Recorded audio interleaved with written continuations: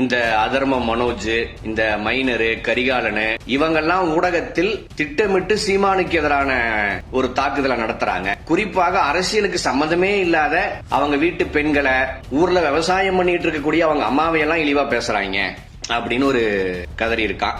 ஆனா நாம் எங்கேயும் இந்த எச்சப்பையன்னு சொல்லுவோமே ஒழிய அவங்க அம்மாவினுடைய மாண்பை கேள்விக்குறியாக்கும் விதமாக நாம் ஒருபோதும் பேசியது கிடையாது. நீங்க மேடை ஓட்டு 10-15 பேர்த்த மேடை ஏத்தி விட்டு தந்தை பெரியார் அவர்களை இழிவுபடுத்துவீங்க, கிக்கி பிக்கி பண்ணுவீங்க, பெரியார் அசிங்கப்படுத்தணுங்கிறதுக்காகவே ஒரு எச்ச வேலையை செய்வீங்க. அதற்கான ஒரு எதிர்வினை அது. இதுல இவனுக்கு கருத்தியல் ரீதியா நொட்டுறானுங்களா, அதற்கு கருத்தியல் ரீதியா தான் நம்ம திருப்பி நொட்டணுமா? ஏண்டா நீங்க பேசுறதுக்கு பேர் கருத்தியலா? நீங்க தந்தை பெரியார் அவர்கள் பெற்ற மகளோடும் தாயோடும் கூட உறவு கொள்ள சொன்னார் அப்படின்னு இந்த எச்ச சீமான் போன வருஷம் ஒரு அவதூறு பரப்பலாம். அதற்கு இன்னைக்கு வரைக்கும் சான்று கொடுத்திருக்கீங்களாடா? உங்களுடைய மொழியிலேயே சொல்லணும்னு நல்ல அப்பனாத்தாளுக்கு பிறந்திருந்தா பெரியார் அப்படி சொன்னார் அப்படின்னு இன்னைக்கு வரைக்கும் நிரூபிச்சிருக்கீங்களா? நம்ம இந்த ஒரு மாசமா ஆர்கனைஸ்டா ஒரு தாக்குதல் நடத்தின உடனே ஐயோ அம்மா அப்படின்ட்டு ஜனநாயகம் பேச வந்துட்டானுங்க, நாகரிக வகுப்படுக்கிறானுங்க. நீங்க எனக்கு ஓட்டு போடாதவர்கள் தவிர்த்து தமிழ்நாட்டுல மத்த யாரும் நல்ல அப்பனாத்தாளுக்கு பிறக்கல அப்படின்னு ஒவ்வொரு தேர்தல் முடிவின் பிறகு இந்த எச்சப்பையன் சீமான் சொல்லுவான். எனக்கு ஓட்டு போட்டவங்க மட்டும்தான் நல்ல தாய்க்கும் தகப்பனுக்கும் பிறந்தவங்க அப்படின்னா மீதம் இருக்கிறவங்களுக்கு என்னடா பேரு? சீமானுடைய தாயாரை இழிவே படுத்தாத போதும் இழிவுபடுத்தினாங்கன்னு இவனுங்களே ஒரு பொய்ய பரப்பி விட்டு அவங்கள பலி கொடுத்து தங்களை பாதுகாத்துக் கொள்ளலாம்ங்கிற எச்ச வேலையை செய்யறானுங்களா அப்படிங்கிற சந்தேகம் தான் நமக்கு வலுக்குது. நீங்க சீமானுங்கிற ஒரு சில்லற பையனுக்கு ஒட்டுண்ணியாக பல சில்லற பசங்க இருக்காங்க. அதுல இந்த மணி செந்தில்னு ஒருத்தர் இருப்பான். கேட்டீங்கன்னா ஆணைமுத்தையா மடியில நான் வளர்ந்தவன் அப்படின்னு மயிர்கதை பேசுவான். ஆனா அந்த ஆணைமுத்தையாவுக்கே தலைவராக இருக்கக்கூடிய தந்தை பெரியாரை இழிவுபடுத்தும் போது கீழே உட்கார்ந்து கெக்கபக்கேன்னு பல்ல காட்டிட்டு இருப்பான். ஆக இதுல இருந்து அவனுக்கு கொள்கை சித்தாந்தெல்லாம் ஒண்ணும் கிடையாது. வயிற்று பொழப்புக்காக எதை வேணா வித்து திங்கலாம் அப்படிங்கிற அடிப்படையில் உலாவக்கூடிய ஒரு ஜந்து அப்படிங்கிறது நமக்கு முன்னாடியே தெரியும். அந்த ஜந்து இன்னைக்கு ஒரு பெரிய திறந்த மடல் அப்படின்னு ஒரு மடல் எழுதியிருக்கு. அதுல அண்ணன் சீமானுக்கு எதிராக தற்போது நிகழக்கூடிய இந்த தாக்குதலானது வரலாற்றில் வேறு எப்போதும் நடந்திராத தாக்குதல், யார் மீதும் நிகழ்த்தப்பட்டிராத தாக்குதல், மூர்க்கத்தனமான தாக்குதல். இத 200 ரூபா ஊப்பிக்க பண்றாங்க அப்படின்ட்டு நம்ம பண்ணக்கூடிய வேலையை கொண்டு போய் திமுகவோட லிங்க் பண்ணிக்கிட்டான். ஆனா என்னன்னா திமுகவோட நம்மளை விட அதிக தொடர்புல இருக்கிறது இவனுக்கு தான். இப்ப இவங்க அண்ணன் இருக்கக்கூடிய இந்த ஈசிஆர் பங்களாவை அந்த அண்ணனுக்கு வாடகைக்கு புடிச்சு கொடுத்ததே தமிழச்சி தங்கபாண்டியன் தான். நீங்க அதை தாண்டி தேர்தலில் ஓட்ட பிரிக்கிறதுக்காக பெரிய டீலிங்க எல்லா கட்சிகளோடும் போடுவது போல திமுகவோடும் போடுவான். அப்படின்னா நம்மை விட திமுகவோடு மிக நெருங்கிய தொடர்புல டீலிங்ல இருக்கக்கூடியது எச்சப்பையன் சீமான் தான். நம்ம 200 ரூபாய்க்கு வேலை செய்யறோம் அப்படின்னு எப்போதும் போல ஒரு வதந்தியை பரப்பி இருக்கான். அது ஒரு பக்கம் இருக்கட்டும். கூடுதலாக இந்த அதர்ம மனோஜ், இந்த மைனரு, கரிகாலனு இவங்கெல்லாம் ஊடகத்தில் திட்டமிட்டு சீமானுக்கு எதிரான ஒரு தாக்குதலை நடத்துறாங்க. குறிப்பாக அரசியலுக்கு சம்பந்தமே இல்லாத அவங்க வீட்டு பெண்களை, ஊர்ல விவசாயம் பண்ணிட்டு இருக்கக்கூடிய அவங்க அம்மாவையெல்லாம் இழிவா பேசுறாங்க அப்படின்னு ஒரு கதறி இருக்கான். ஆனா நாம் எங்கேயும் இந்த எச்சப்பையன்னு சொல்லுவோமே ஒழிய அவங்க அம்மாவினுடைய மாண்பை கேள்விக்குறியாக்கும் விதமாக நாம் ஒருபோதும் பேசியது கிடையாது.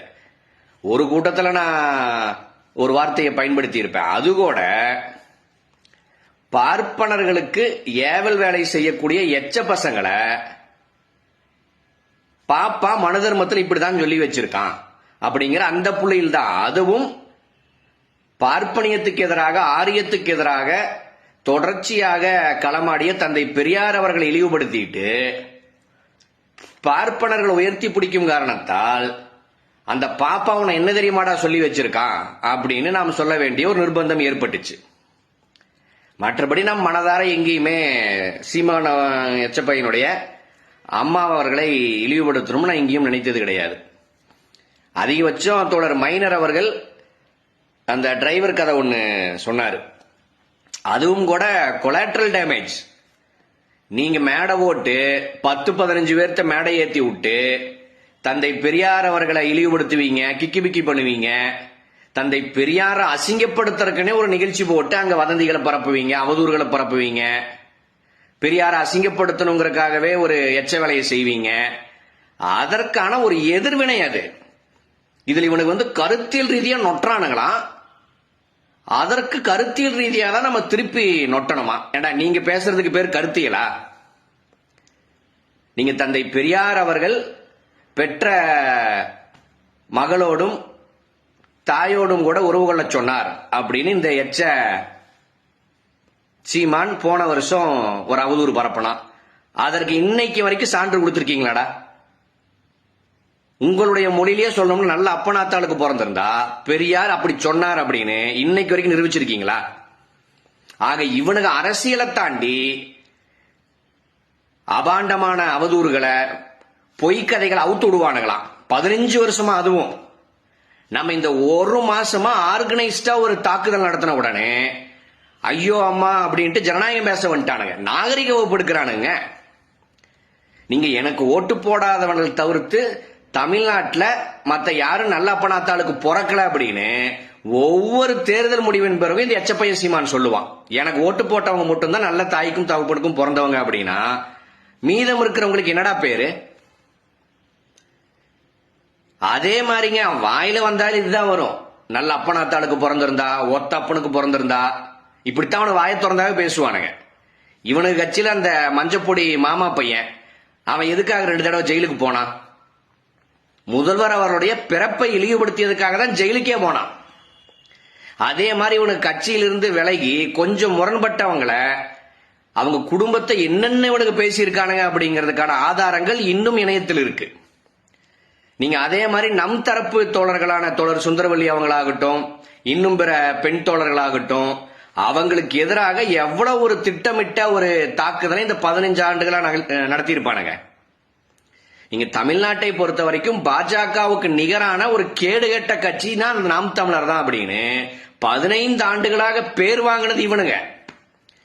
நம்ம இப்ப லைட்டா ஒரு ஷாக் ட்ரீட்மெண்ட் கொடுத்த உடனே நீங்க ஐயோ பெண்ணியம் பேசுபவர்கள் எல்லாம் எங்கே போனார்கள், மகளிர் அமைப்புகள் எல்லாம் எங்கே போனார்கள் அப்படின்னு அழைப்பு கொடுத்துட்டு இருக்கானுங்க இன்னைக்கு. சரி, இப்ப மகளிர் அமைப்புகள்லாம் எங்க வரணும்? வலசரவாக்க ஸ்டேஷனுக்கு வரணுமா? வலசரவாக்க ஸ்டேஷனுக்கு கூப்பிட்டான் பாருங்க, பாலியல் வழக்குக்காக எல்லாரும் திரண்டு வாருங்கள் அப்படின்னு. அந்த மாதிரி ஒரு அழைப்பு இப்போது விடுத்திருக்கானுங்க. அதே போல அந்த மணிசெந்தில்ங்கிற சில்லற பையன் அந்த பதிவில் நான் ராமகிருஷ்ணன் அவர்களையும் குறிப்பிட்டு நீங்க இப்படி சீமானுடைய தாயை இழிவுபடுத்திட்டாங்க அப்படின்னு முக்கியிருக்கான். நீங்க அண்ணன் அவர்களுடைய பேச்சை மறுபடியும் நான் கமெண்ட் செக்ஷன்ல கூட போடுறேன். அதுல சீமான் எங்கள் ரத்தம்னு குருமூர்த்தி சொன்னதாக தகவல் இருக்கு.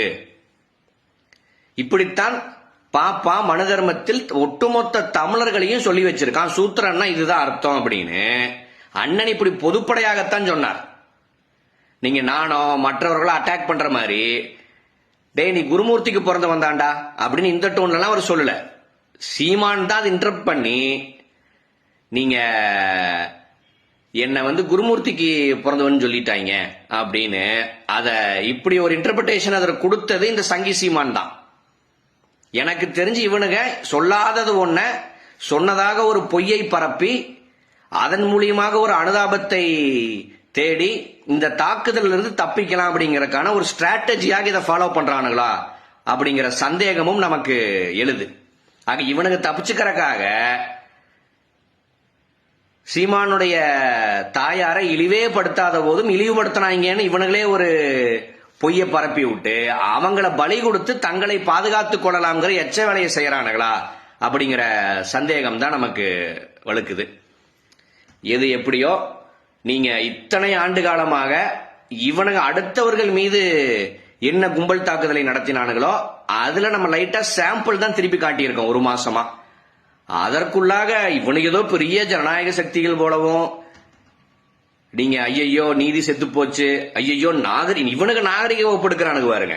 நாகரிகம்னா அதற்கான அர்த்தம் என்னன்னே தெரியாத கேடுகட்ட எச்ச பசங்களாக கடந்த 15 ஆண்டுகளாக இணைய கூலிப்படையை வைத்துக் கொண்டு அத்தனை பேர்த்து மீதும் கும்பல் தாக்குதல் நடத்தின இந்த எச்ச பசங்க இப்போ எங்க மேல கும்பல் தாக்குதல் நடக்குது, எங்களை பாதுகாத்துக் கொள்ள வழியே இல்லை, இதற்கு நீதி கேட்க தமிழ்நாட்டில் ஆளே இல்லையா அப்படின்னு கதற ஆரம்பிச்சிருக்கானுங்க. ஆக ஒரு பழமொழி இருக்கு, அடி உதவுவது போல அண்ணன் தம்பி கூட உதவ மாட்டான் அப்படின்னு. அந்த மாதிரி இப்போது நடக்கக்கூடிய தாக்குதல் தான் இவனுங்களுக்கு உரைக்குது அப்படிங்கறத இதுல இருந்து நாம் புரிந்து கொள்ள வேண்டியது இருக்கு. இதிலும் குறிப்பாக பெரியார டச் பண்ணதன் விளைவு தான் இது. நீங்க பெரியார அவதூறு பரப்பாம அசிங்கப்படுத்தாம பார்ப்பனியத்தினுடைய காலை நக்கி கொண்டு அவனுடைய மனசை குளிர்விக்கணும்னு ஒரு எச்ச வேலை செய்யாம இருந்திருந்தா இதுவும் நிச்சயம் நடைபெற்று இருக்காது. நீங்க தேர்தல் அரசியல திமுகவோட சண்டை போடுறீங்களா, விஜயோட சண்டை போடுறீங்களா, அது உங்க பாடு, தேர்தல் அரசியல் பாடு. எங்க தலைவர் பெரியாரிடம் நோக்கி உங்களுடைய பார்வை திரும்பினால் கூட இதை விட பல மடங்கு மூர்க்கமான தாக்குதலானது தொடர்ச்சியாக இருக்கும் அப்படிங்கறதான் இந்த வீடியோவின் வாயிலாக நாம் தெரிவிச்சுக்க விரும்புறோம். ஆக நாங்க என்ன செய்யணும் அப்படிங்கிறது உங்களுடைய செயல்பாட்டில் தான் இருக்கு அப்படிங்கறத மீண்டும் ஒரு முறை தெரிவிச்சுக்க விரும்புறேன்.